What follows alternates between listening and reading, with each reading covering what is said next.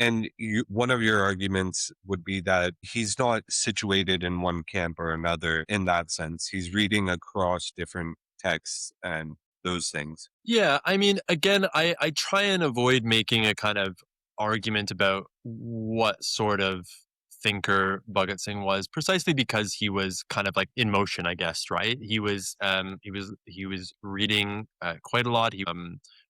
Obviously, he writes in this "Why I Am an Atheist" essay in 1931, which is published kind of posthumously. It's a kind of biographical account, and he he does kind of explain where he arrives in terms of a kind of the need for an organized mass movement in a Marxist tradition, but he describes his earlier ideation as really a kind of in progress, narrative. And this is shaped by the fact that he's reading books in libraries that are formed of quite wide ranging collections. So there was a library called the Dwarka Das Library in Lahore, which was associated with the Tilak School of Politics, which was a kind of national college set up in the 90s on the model of some of these kind of working class education institutes in the United States. And that's a kind of story story of connection that I unpick in the book. And a lot of the books there come from the personal collection of Lajpat Rai, this nationalist leader who lived in New York and traveled the world and kind of assembled all of these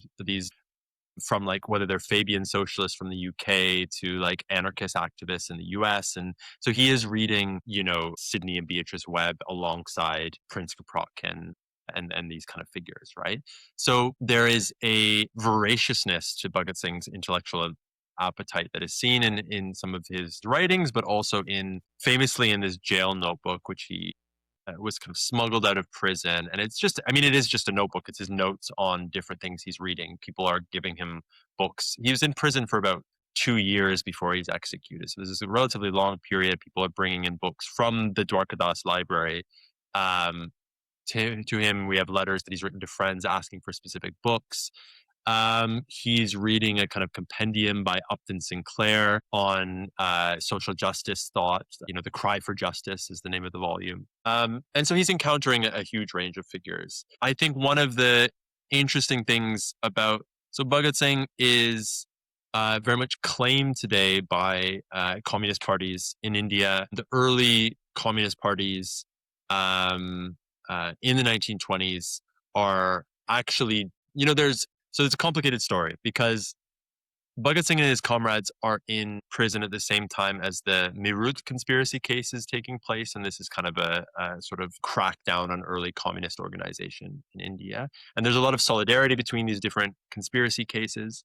There are also some communist writers dismissing Bhagat Singh and his group as being part of a kind of juvenile stage of politics where they are pursuing assassinations and bombings, and that this is a kind of politics of the spectacle rather than of organized mass movement, right? And I think that this is Yeah. also like something that Bhagat Singh is contesting in different ways. So yeah, I think you're right, shared to point out the kind of capaciousness in his politics, and a reminder that he is 23 years old, right? This is something that this is a kind of intellectual trajectory that's very much in motion.